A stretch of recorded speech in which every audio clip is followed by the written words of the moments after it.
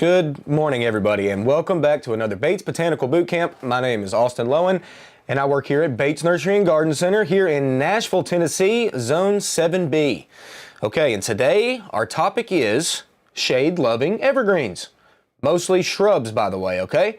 So, this is a very big topic because a lot of people have a lot of shade, and a lot of people think that not a lot of plants really want to grow in the shade that will stay evergreen. Well, this is not the case. There is certainly a number of plants we can use for that. I brought in a lot of plants in the studio today. We got Tyler helping out across the way. He set up a lot of pictures for us to look at, and we're going to show you some options for those shady spots. So let's go. But first off, let's talk about what is shade and like the site selection of what you're calling shade versus sun, okay? There is some overlap in a lot of these plants, just so you know, okay? So there's a lot of full sun loving shrubs that can tolerate shade. Okay, this happens all the time. Just because a plant wants full sun doesn't mean whenever you put it into the shade that it's necessarily going to die or anything, okay? A full sun plant can live in the shade just fine. It's just that it does weird things, okay? It's kind of like if you were to put, say, like a rose in heavy shade. What's gonna happen? Your rose is not gonna die, but it's gonna get leggy, 12 foot tall, and probably not bloom very good for you. That's the difference with shade, or having shade with a sun-loving plant. So there are things like, say, boxwood or holly or yews, some of those shrubs that we can use in a full sun site that will also live in a shade environment. Now, I'm not going to be talking about those today. I'm going to be talking about those shrubs that like actually do prefer shade and really want it, okay? So the thing we need to know out here whenever we're trying to help you is how much shade do you actually have? Because this is where we can really mess up. Like I said previously, if you put a full sun shrub in the shade, it doesn't kill it. If you put a full shade shrub in too much sun, you may not necessarily kill it, but you might fry it. And it's really not going to like that spot, or it could potentially die, okay? So we can't use these shade shrubs, for the most part, in a full sun environment, okay? We don't want to do that. So what is shade? Where's that going to be? So we're talking sun in the morning, say up until 10:30 in the morning, and then a break from that sun. That's going to be a shade environment. Another shade environment is, say you have large old trees in your yard and you have this kind of woodland environment to where you have sunlight penetrating through, but it's very dappled sunlight through the trees, okay? That's another good shady kind of spot for a lot of these evergreens that we're using. So that's the key that we really don't want to mess up. If you are saying that you've got sun, this is here, like I said, we're in Nashville, Tennessee, Zone 7B. We can get very, very hot here in the summertime, and we can actually get very cold in the wintertime. I say very, that's relative. But like last year, we got down into 0 degrees, which is very cold for us. So some of these plants, I'm going to talk about their zone hardiness, and we'll talk about damage you can see if, the temperatures get too cold or whatever. So there's, ways to use these evergreen shrubs. For the most part, a lot of people want, say, hedging, or they want a specimen, or they want to block out their neighbors because they want to see them or whatever, so they want to have a screen. So that's how I'm going to kind of go about this and talk about some of these plants and where you can use them and how you can use them and just what they are and how they do. So like I said, I'm going to try to give you all the zones of which they live, and we'll see if you're listening from not here, on which shrubs you could potentially use for your area. So there we go. Now that we know about the shade and what that's going to be, let's get into some of these plants. I am certainly a plant guy. I am not a computer guy, but I'm going to try my best to get through this computer and get y'all pictures up on the screen. That's going to be very helpful, okay? So what I decided to do is bring some physical plants in, but also have the pictures behind me. And I'm going to start with probably, if you ask me, the two showiest flowering evergreen plants that you can grow in the shade. So let's get going. I'm gonna go ahead and just stand up here. Austin, we got a request already for a dappled shade zone 5 plant. Okay. Well, I've got a number of them, and there's a number that I have for a zone 5 scenario. And before I go on to, I'm gonna put this up here, but before I go on, when it comes to hardiness zones, let's be careful on this. So if you have a zone that says zone 6 to 9, so if you're at the bottom end of that zone and you're at the top end of that zone, don't necessarily think that you just can't grow that plant. It's not going to live there, okay?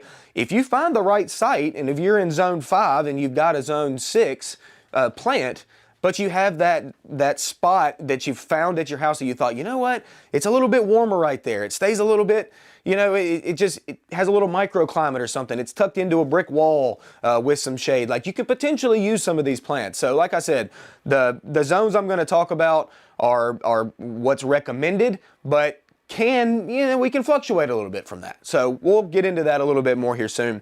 But like I said, I'm going to start with what I think is the GOAT when it comes to an evergreen flowering plant. And I went ahead and brought it up right here. This is Rhododendron. Yeah, it is. And it's great. And you know, this time of year, it is totally budded up. All of these buds are just adorned the top of the plant. Okay. And it's an evergreen plant that likes shade. Now, Rhododendron in Middle Tennessee specifically is somewhat picky, not gonna lie, okay? We have very heavy, sometimes clay soils here, okay? Rhododendron does not really want that, all right? So when you're here in Middle Tennessee, what you really have to do is amend your soil to make sure that we don't have like gummy, wet clay down beneath in the soil zone. We don't want that with rhododendron. It really likes well-drained soil. Now you head out east and you go out into the higher altitude, the Smoky Mountains. People come from all over the world to see the rhododendrons in bloom out there in that part of the world, but their soil composition is much different than what ours is here. So, like I said, in Middle Tennessee, it can be a little tricky to grow rhododendron, but when you get rhododendron in the right spot and you find it, it is an absolute showstopper. And let me go ahead and bring up a picture here of the very first one. Okay, this is rhododendron when it's just leafy, okay? And you can even see in this picture, it's in a very dappled, some sunlight, some shade. I can tell this is like that woodland environment that we wanted to you know, that we want to achieve with rhododendron. So like I said, that's its leaves. That's great, whatever. But then look at this. Boom. You get something like that. Now this is like a half show rhododendron, so it had already been full on bloom. And now it's starting to drop some of those petals, and the leaf litter or the flower litter is down below the base of the plant. But look at this thing. I think of rhododendron, I'm going to talk about, you know, some ways to use these plants. And rhododendron to me can certainly be used in a massing environment if you wanted to, but it is also a standalone plant, okay? It is a showstopper by itself. You don't need more of them.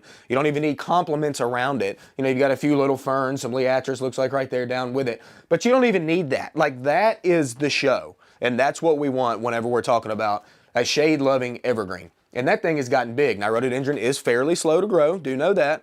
But like I said, a standalone, fantastic, beautiful plant that I think if you have shade and you have that good site down below, it's a perfect plant to grow. And one thing about rhododendron too is that they're pretty expensive. You know, as plants go across the board, they're getting more expensive, okay? So rhododendron is a pricey plant because it grows slow. That's typically how it works. So just having one in that perfect spot in the garden, and whenever it's lit up in the early spring, it is just something that you want to like show your friends and family, like come over and look at this rhododendron. It's fantastic. It's in full bloom. So excellent to me, like I said, the GOAT when it comes to an evergreen flowering plant. So let's move on from rhododendron and let's go to another technically rhododendron by its genus. You know, there's a lot of species of rhododendron out there, but this little shrub is another evergreen for the shady-ish environment, and this is an azalea. Okay, so an azalea is technically a rhododendron, much smaller leaves, and like I said, there is a lot of species of this plant. There's a ton of cultivars too. Oh, before I move on, rhododendron and azalea are a 5 to 9 plant. Okay, so pretty wide zone there, not too bad. So anyway, they can be used in a number of different places. But like I said, when it comes to rhododendron, I think this is different when it comes to the application. I don't think that azalea is just a standalone one shrub type of plant. I think this is fantastic. In a sweeping mass, you've got a large area you want to cover with an evergreen where you have some of that shade coming in. And do know that azalea is actually a little bit more sun tolerant than rhododendron, if you ask me. Like, a lot of these newer cultivars they're coming out with can really handle some more sun than you think. So if you have that spot that you're like, well, it's getting morning sun all the way up until noon, like, that's probably, and honestly, okay with azaleas, okay? So just know that, but can certainly handle some shade too. But then look at this next picture. That, oh my gosh, get in on that. I mean, that's the greatest thing about azalea and rhododendron really, but azaleas, look at how covered that is with blooms. Like, it doesn't get any tighter than that when it comes to a bloom set. Like that is, you don't even see a leaf. Like all of these buds are going to form over the wintertime, and when they crack in the early spring and they look like that, think about that in a big mass along a wood line or something. If you've got that type of scenario in this dappled shade sun environment around trees, you think about like the masters where all the azaleas are, you know, there's not just one here, one there, one there. It's all massed in together, and that's when you get the greatest show on the planet, really, when it comes to a blooming evergreen plant for some part shade. I mean, everybody loves azaleas when they look like that. Like, you can't help it. I know me, I'm so into flowers. Like, that's my big, I love flower power shrubs. And that is one that is just fantastic. Like I said, zones 5 to 9, so versatile. But once again, we want to make sure that soil down below is rich, if we can, in organic matter, and they're both acid-loving plants, okay, similar to like blueberries or something, where they want somewhat of a low pH. So do your prep work on getting the soil composition where you want it, and azaleas can be a very long-lived, pretty easy shrub to grow. So starting out with a bang right there when it comes to evergreens, when it comes to flowers, okay? They're just fantastic. All right. So this photo was a 50-year-old azalea. 50? 50. 50. By James G. Howes, and we will post attribution for these photos, which we have graciously mostly sourced from the North Carolina Extension Plant Toolkit. Nice. Which is a great way to search plants. Sorry, I don't have my camera up. But yeah, resources will be posted in the description after the broadcast. Nice. And what a great state to, you know, borrow pictures from. Well, North Carolina, they grow the rhododendrons and azaleas just about as good as anybody does. Okay, let's go to the next pick. Okay, let's bring this up. This, I have one in here, along with this picture. What a beautiful picture. This is Camellia, okay? Now, Camellia, well, first off, there is a Camellia society, okay? There's a group of people that love Camellia so much that they formed a society to talk about camellias and all of the different cultivars that are coming out. The hybridizing efforts are insane when it comes to Camellia. And what a beautiful plant. I mean, what a beautiful plant. Camellia, oh, Tyler, can you look up a Camellia zone real quick? Because it's a little bit less, you kind of want, you know, this in a, I don't think of Camellia as a full-on deep shade plant, okay? I just don't. It's similar to an azalea type of scenario. I actually grow Camellia at my house. It's a cultivar called London Town Blush. Super fancy. It's a single pink bloomer, and it has lived with me for the past, I guess, 4 years now. We had an extreme cold event 2 years ago to where we dropped almost 60 degrees in a matter of hours, okay? Camellia hated that. We went all the way down to almost 0 degrees. My camellias lost every bit of leaves over the wintertime, which is extremely rare. You don't see that. All of our broadleaf evergreens lost a lot of their leaves during that freeze event, okay? Well, my camellias lost their leaves, but they came back, and they are still alive today, looking fine. But they need a little protection. Like they want to be a little bit warmer. I mean, you go down to you go down to South Carolina, you go to South Georgia, Alabama, you see a lot of camellia that look really, really good out there, and that's kind of where they want to be. I know they do not want to go much more north than where we are at. You can probably get away with it a little bit more north, but not too much, okay? Zone 7 to 9. Zone 7 to 9, see? And we are zone 7B, so we even us right on the line there with cold hardiness. But like I said, mine had that freeze event, and they came back for me, okay? Now, I do have mine in the site to where they're right up next to a brick wall, very large brick wall, but beneath a crepe myrtle, okay? So they don't get just like intense blasted with sun but they get that radiant heat off of the brick wall, so I think that keeps them a little bit warmer without getting just blasted with sun, but they do get filtered light and a fair amount throughout the day. This is one of those that can handle that morning sun. It can even handle a little afternoon sun, but we don't want it on the foliage for probably more than, say, 4 to 5 hours of direct hot sunlight throughout the whole day, okay? But like I said, this one, what's the name of this cultivar here? We got Northern Lights. But look, what a big bloom. It's got a backside petal of pink and then the pure white up front. What a beautiful plant. Like I said, they wouldn't form a society if this plant wasn't just beautiful. When you go out to, like, I've seen pictures from like Japan and like China where they've got camellias that are like 20 feet tall and just blooming like crazy. I mean, look at this picture. I mean, that thing's a easy, probably 10-footer, and it looks like it's easy 6 to 8 feet wide as well. So just really beautiful plant, but you see where it's at along with other things. There we go. It's amongst other things, it's amongst trees, there's stuff all above it. That's kind of the spot where you want to have Camellia. And once again, for me, a lot like Rhododendron, this is a standalone plant to where you do not need multiples of them if you don't want it or if it's not in the budget. Certainly getting a mass of them would look fantastic. I mean, it certainly would, but just one is a showstopper, one that you would want to show your friends and family as well whenever it's in that full bloom. Typically, Camellia is going to bloom either in the fall or in the early spring. We would almost say late winter. Okay, so kind of a random weird bloom time as well. But like I said, when they're in that show, that's what you want. I mean, that's just what you want. All right, Camellia. There we go. Let's move on. What do we have next? Okay, this is a large and in charge, deep shade loving plant, okay? This is called Aucuba japonica, okay? I don't even know of a common name. We just call it Aucuba because that's what it is. It has this variegated foliage, okay? Not all of them have variegated foliage, but for the most part, we grow Aucuba because it's got that green with the gold in it, and it kind of really lights up a deep shade spot, okay? This is not one of those plants that has a lot of overlap that wants to be out in the sun.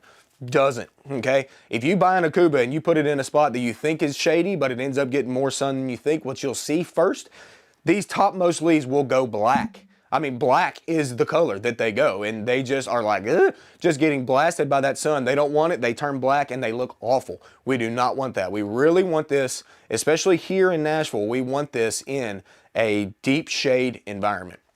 As you can see in this picture right here, they can get pretty large, okay? Not the fastest thing to grow on the planet, but they can get big. I mean, look at that whole thing. You know, you're talking 8 foot at least, and bigger with age, and equally as wide, almost equal as wide as it is tall. So if you've got that very heavy shade environment and you could just use one, that'd be fine, because this is kind of nice just having one. But if you have a large space to fill that is like really deep, heavy shade, then Aucuba may be the way to go.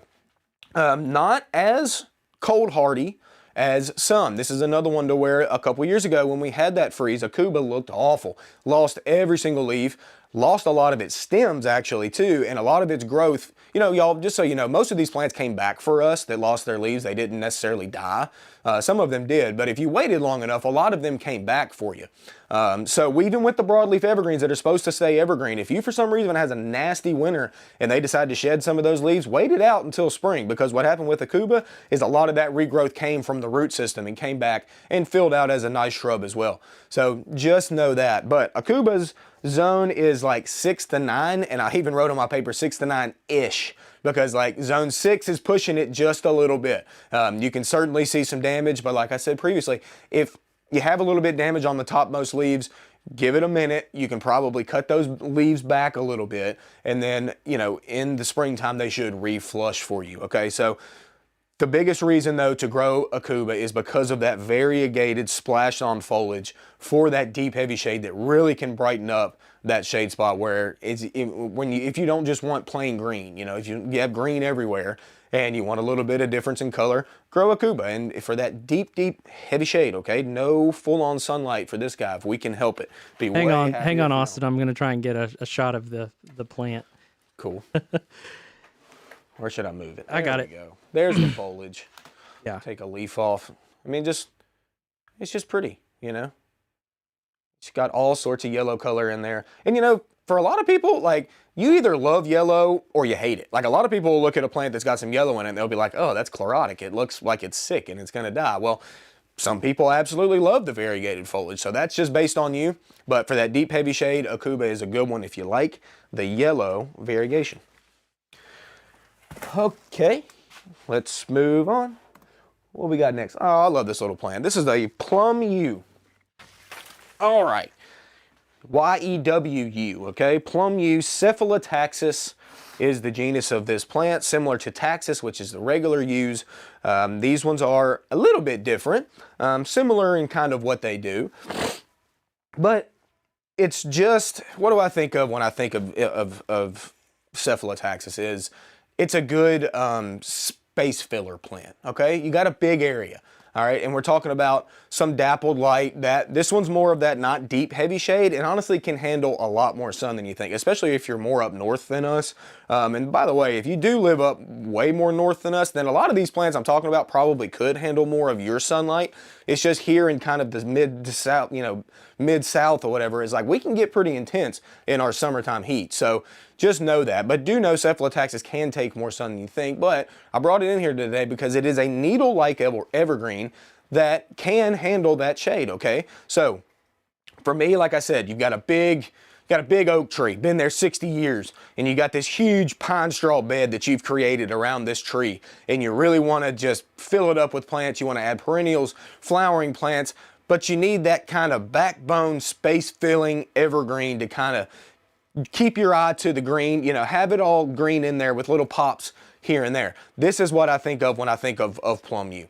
So this could be used like in a similar scenario as like boxwood. Like it's kind of similar in that way to me as that just kind of backbone evergreen shrub that you got to have in there that you need a bunch of. It's not one that, this is certainly not a standalone plant if you ask me. I really think it needs to be used in a massing scenario and then you build other plants around it. But when you talk about general livability with plum yew, very high success rate, not all that picky when it comes to soil. It doesn't need a super fertile soil. It can handle poor soils just fine. Clay is fine. It's not one thing that plum yews do not like is an overwatered, oversaturated scenario. So we need to avoid that. That goes with a lot of these plants, okay? But this is one for sure that you want to avoid that. But like I said, general livability, very high when it comes to plum yew. And then I think we had another picture here. Yeah. Perfect in a container. Show that, because we get a lot of people asking, I've got a shady pot up underneath my porch and I really want an evergreen in it that's going to thrive there. Plum yew may be the plant for you. Now this is a spreading plum yew. With the first picture I showed, it's kind of the hedgy. Can you go back to the first one? Sure. I didn't quite get a framing of that. That right there, yeah, that's the first one. You could see it next to a bench, right?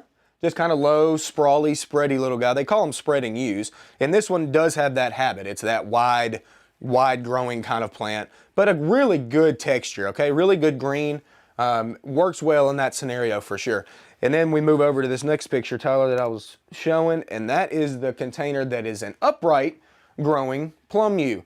And that's kind of different to whereas this one really grows out, that one really grows up. So fantastic for a containerized plant. Like I said, it takes minimal water, so if you're not a great waterer or don't really feel like watering all that much, then plum yew is a great one for a pot. Look, this one even they mix some violas down in the bottom of it, so they have some color below this evergreen foliage. It almost resembles a fern a little bit, so you could use this as your all year round evergreen plant for your container and then build your flowering stuff around it. Say come spring, you put your petunias in it, whatever you want to do. But very, very cold hardy, especially here, and just a very tolerant plant of a lot of things you'd want to throw at it. So really good for that environment. I love a plum yew. I really think it's just a set it and forget it type of plant that just fills space and looks nice. All right, here we go. Next picture. What we got here? Oh, all right, we got laurels. Okay, I brought in laurel. Here we go. A couple different varieties. I'm not talking too much about specific cultivars today. But these are two cultivars that are very, very widely known. And this first one over here being skip laurel, and the second one over here being Otto Luyken laurel, okay? So what are laurels? Laurels to me, especially, well, let's start with skip laurel here. Skip laurel to me is a mainly like hedging, thick hedging to provide privacy to whatever you don't want to see. So skip laurel can get upwards of 12 to even, I've seen some close to 15 feet tall if left untrimmed. So they're really good for that, and they're very leafy and dense. They stay very leafy all the way to the ground. They don't really lose their leaves down low if they're happy and healthy. And so you've got this green screen wall that you've got to not have to see what you don't want to see, okay? So you typically let get to as big as you want, so you can get them up to 8 to 10 feet tall, and then you start kind of maintaining them and just cutting the tops. They're literally so easy to, I mean, you just literally cut the top off, y'all, if you need to shorten the plant a little bit, and they're going to regrow, rebust just fine. You can even see in this picture shooting new growth. That's maybe not been trimmed or whatever, but that's their new growth in the spring. So you see this really dark foliage tucked in there amongst this really bright green foliage that comes out in the spring. That two-tone look is really pretty in the spring. Also, you do get a springtime bloom when it comes to this plant. It's not like super showy white blooms or anything, but there's a lot of blooms and they are just packed in there together. So it really makes a good show. I'm going to show a picture of the blooms here in just a second. I brought in skip laurel because literally it can live in full sun or full shade. Okay, so versatile. Very, very versatile plant. That's what you need to know about this, and that's why I brought it in here today, okay? I know one of the biggest topics around right now is like trying to get privacy, you know, privacy screening or whatever. This one's a good one to do that with, and it's just, you know, it's one that we sell all the time. It's not getting me all excited or anything, but it does serve a purpose, and if you need that for a shade spot, for a sun spot, dappled shade, whatever you need to block something out, skip laurel may be the way to go. All right, and then the cultivar that is a little different, but equally as popular, if not more popular. Did you talk about the zones on the laurels are zones 5 to 9. So another pretty wide little range for a zone there when it comes to plant. This one here is another laurel called Otto Luyken laurel, and you can't barely tell a difference with them besides like when it comes to their leaf shape. Leaf shape's pretty much exactly the same.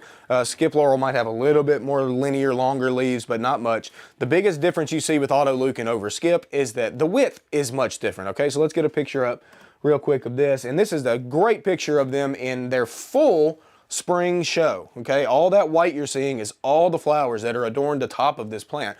It's actually very, very pretty. The one thing is that they don't last all that long. So if you have, like, say, a spring flush looking just like this, and then you get a, you know, a heavy, intense spring, you know, rain shower, a lot of times that will change the color of those blooms and they don't look all that great. So it's not like a really long-lasting bloom. But when you get that and the early spring and it's just a clear, beautiful day and you see that, you're like, okay, this is a good plant.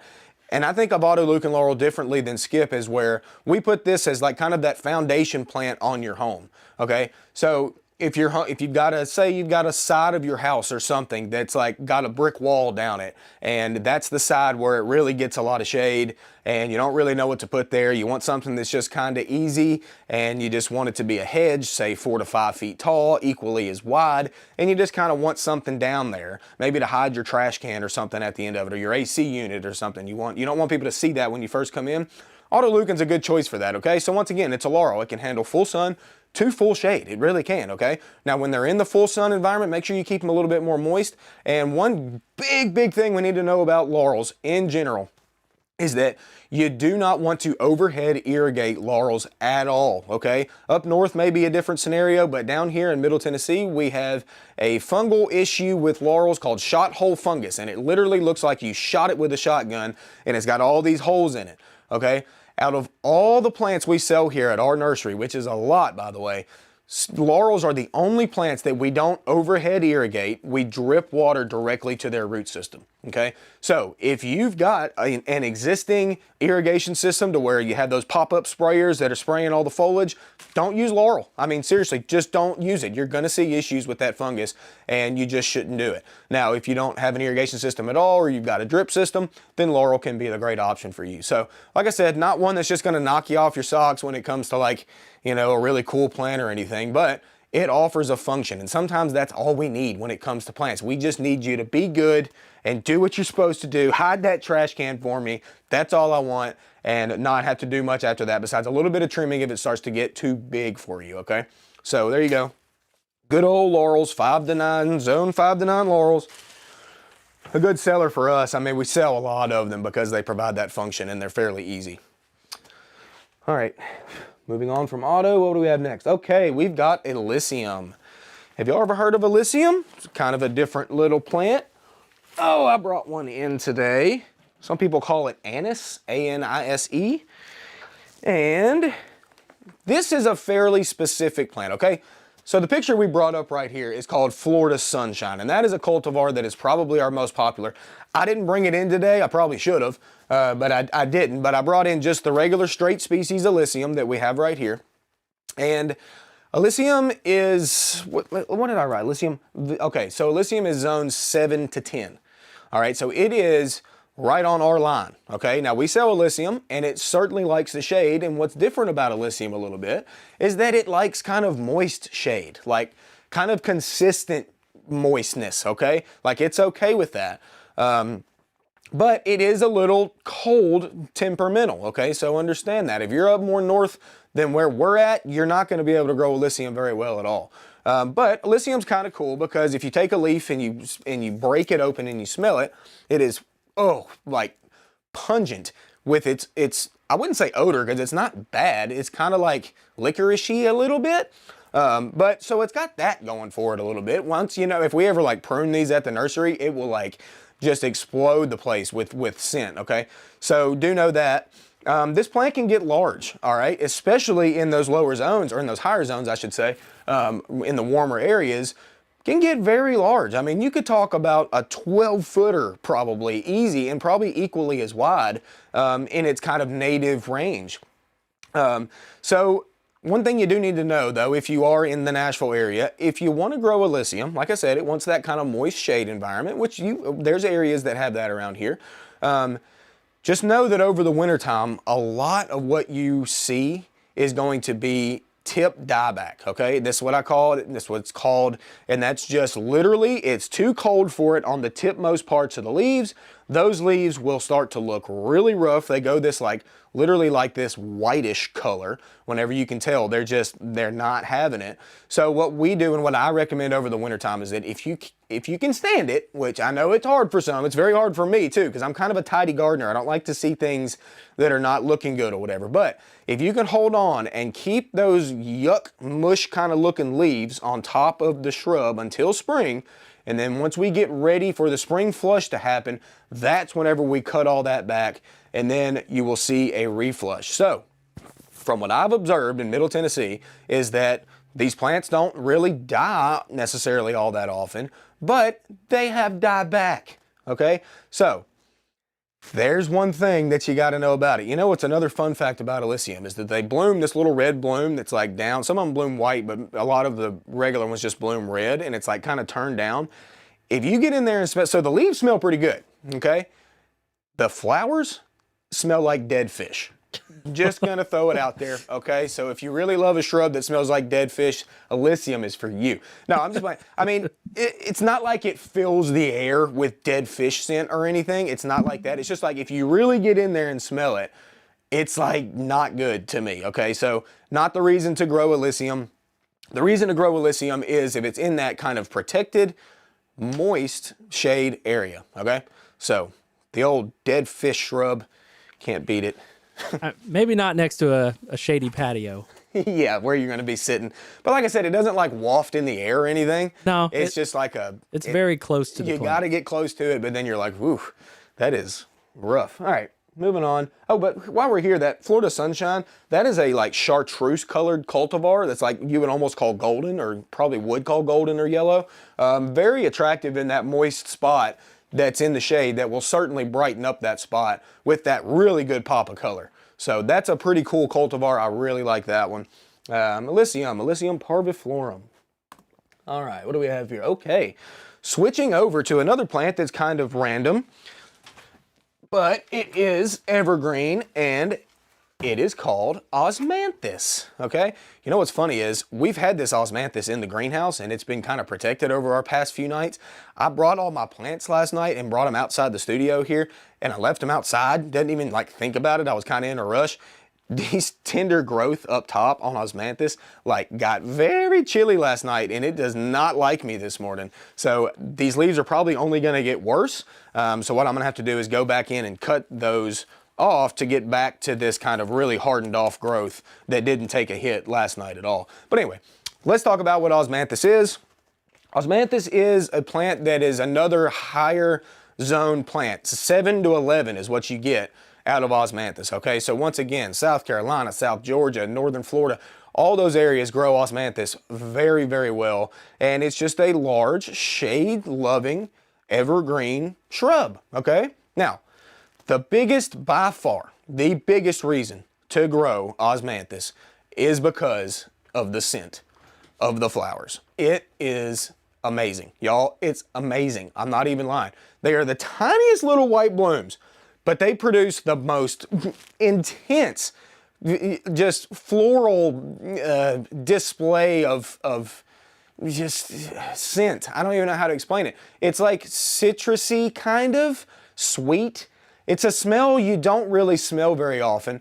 And you just couldn't even believe that a little tiny bloom like that can make a scent that big, but it does. And whenever we have these in the greenhouse area, because we keep them in our greenhouse under shade through the whole growing season, and whenever they're in bloom, people walk by this section and they're like, what am I smelling here? Like, this is fantastic. And I'm like, that's the osmanthus, and that's why we grow it, okay? Like I said earlier, the blooms are not super showy, not knock you off showy. I mean, they're dainty little white blooms that are adorned throughout the whole kind of plant, but pack a punch when it comes to their scent. So if you need that, talking about, Tyler, that patio area you were talking about that's got a little shade next to it, like that's the spot for osmanthus. There is nothing better than this smell. Now, once again, here in Nashville, Tennessee, we are zone 7B, and osmanthus can be a little the same as Illicium, kind of. You don't necessarily see death down here on all this hardened off foliage, but you can see tip die back over the wintertime once again, and you kind of will see that. Now, is that okay? Yes. You're going to cut off that stuff in the spring, just like I told you with Illicium. You're going to get a reflush, and you're still going to get a bloom, okay? And the bloom is a knock your socks off. It's knock your socks off, I'm telling y'all. So, great plant for that scenario, to where you're sitting out by your patio, you got a tree above you, you know it's a little bit shady, and you put this just like hedge of osmanthus like close to you where you're going to be sitting. That's the spot for osmanthus. So that true evergreen shade lover that packs a punch with its bloom. I really, really love the smell of this plant, if you couldn't tell already. So if your local garden center has some osmanthus and it's in bloom, go smell it, okay? For me, do it. All right. Do your nose a favor. There you go, Tyler. Thank you. Okay. And we are going to have some colder zone stuff, right? You think? Yes, we should here soon. So I know our 5B viewer, or our zone 5 viewer, there's a lot of stuff that's marginal there. And, you know, if you think about it, it's hard to find evergreen shade options, right? I mean, it kind of is. In this area. Yeah. I mean, it can be, but there's some. So here you go, zone 5. Let's talk about this. All right. Pieris. Okay. Pieris is a zone 5 to 8. Okay. So that's kind of nice, kind of a nice little zone. Pieris is such a cool plant to me. It's just different. Look, I mean, it's got these, this is its bud form. So this is what we have in the nursery right now.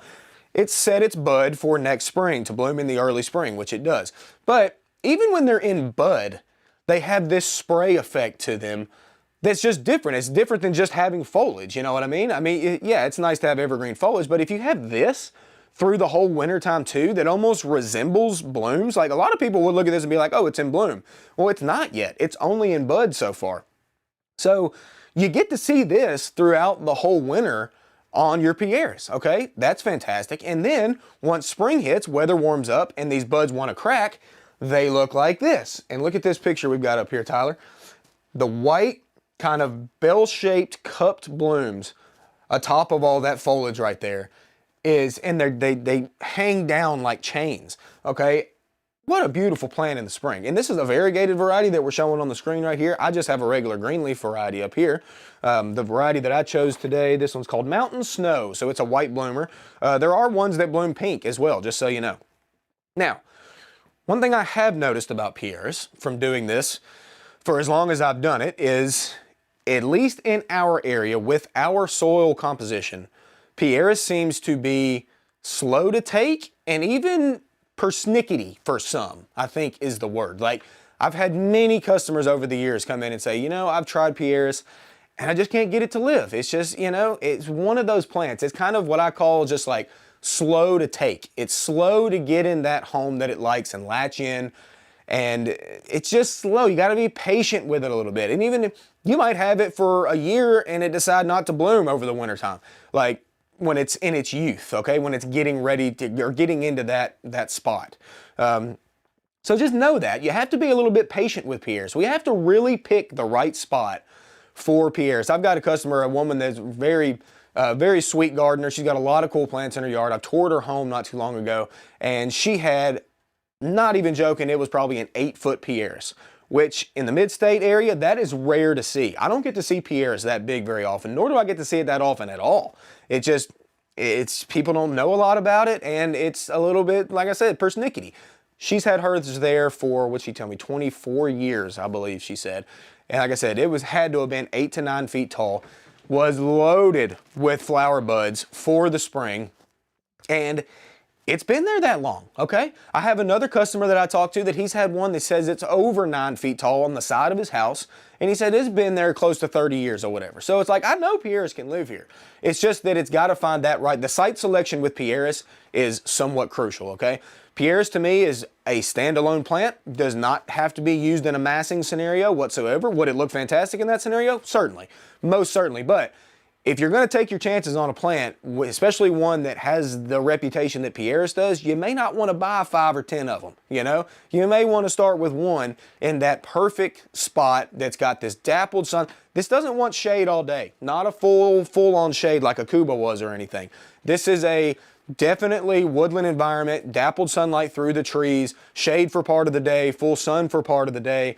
It kind of wants that perfect scenario, and it wants that good soil composition. So once again, like I said with your azaleas and your rhododendron, put in your prep work when it comes to getting that soil structure kind of where you want it. We want to avoid a wet spot for sure.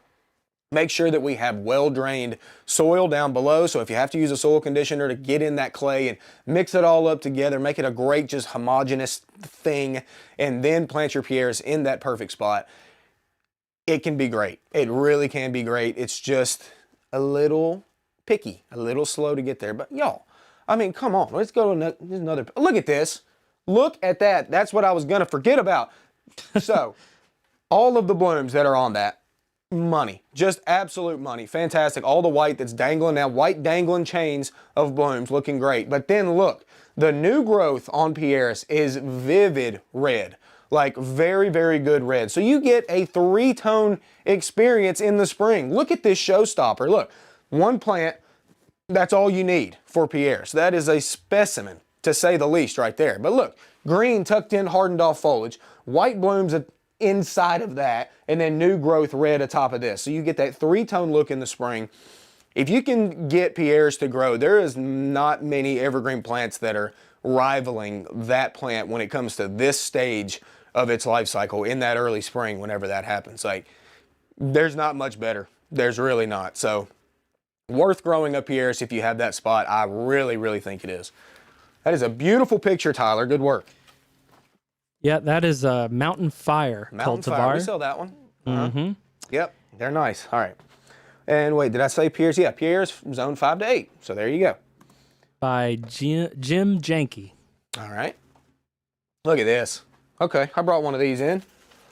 Now we're getting away from, I think I've pretty much, for the most part, gone over all of the kind of shrubby options, and there's a few perennial options too, okay? So when we say the difference in shrubs and perennials, you know, really shrubs have like woody stems, and they're gonna stay, you know, leafy through the wintertime or whatever, and they get somewhat larger typically is what a shrub is. Now perennial, for the most part, perennials drop truly dormant to the ground and they come back from their root system. We all think about like hosta or something for the shade, but it loses its foliage over the wintertime, okay?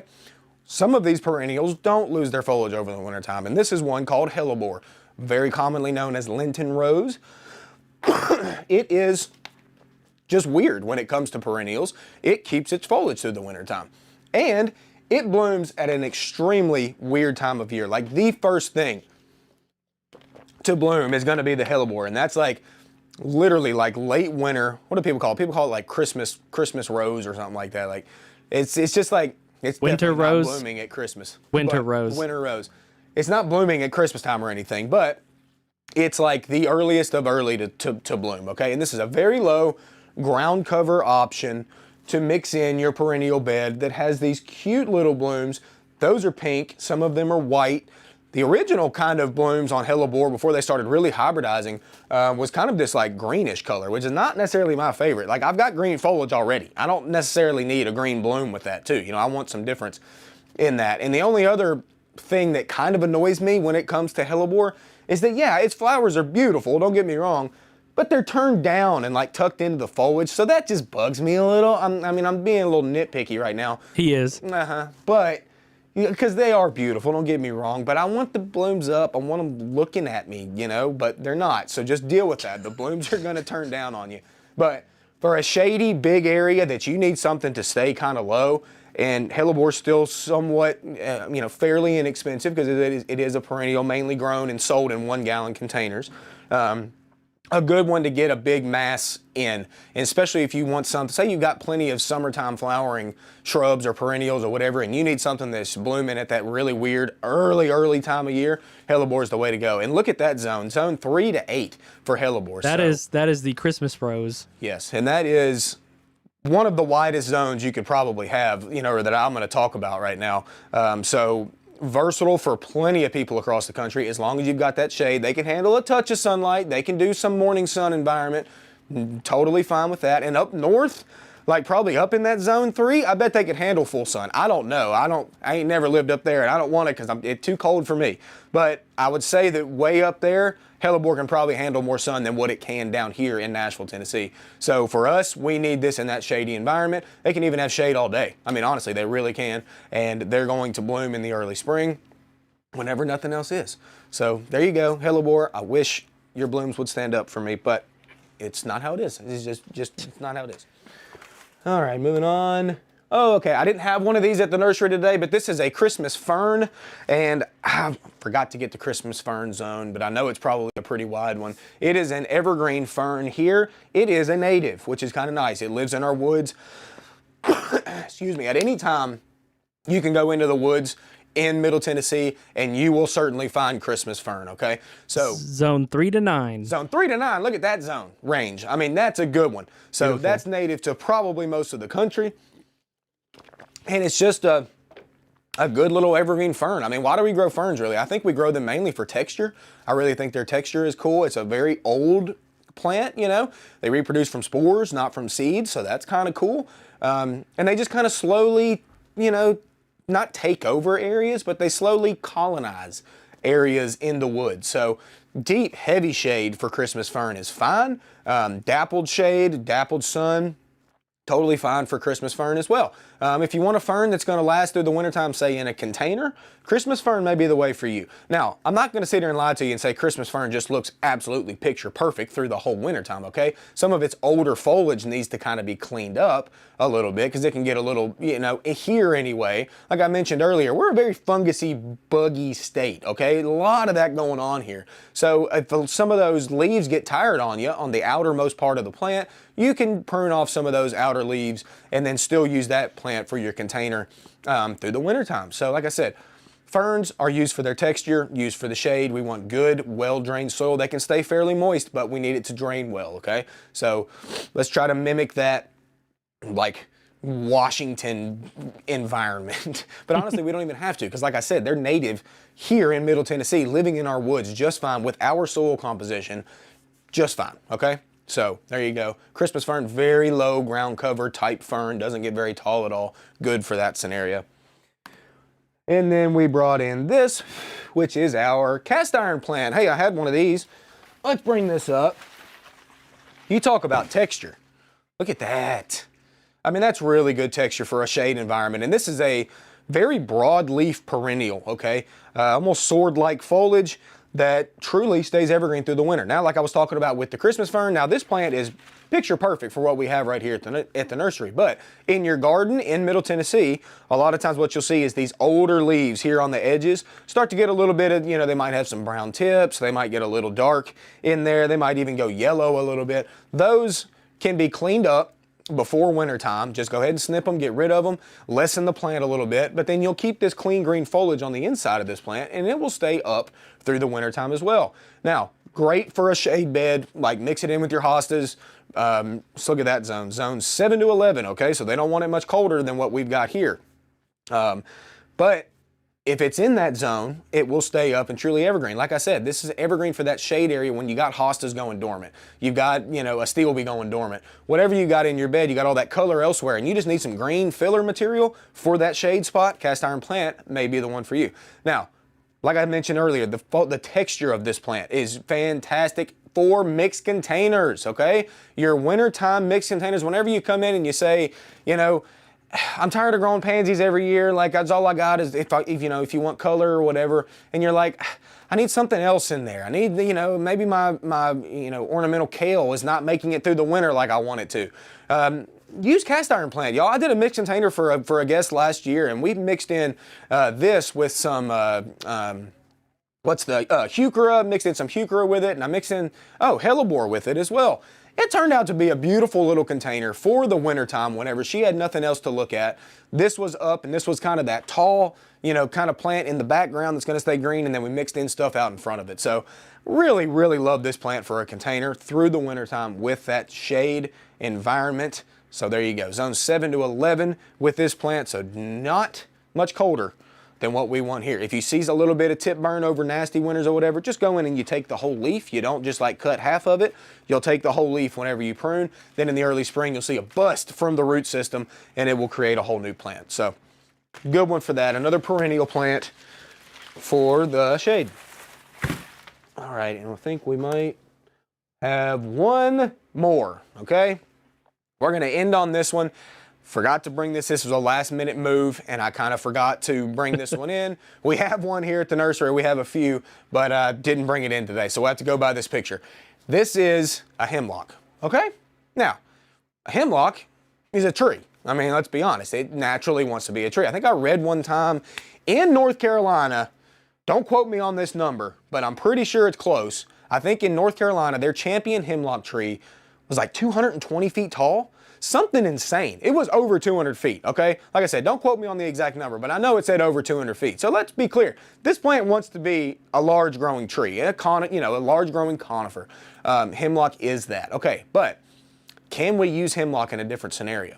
Certainly. Hemlock takes a prune so well for like a large growing tree that you don't really think, you don't really think about pruning pine trees all that much. You don't really prune spruce all that much. You kind of let them be. With hemlock, just like this scenario right here, this person has decided to put it very close to their home.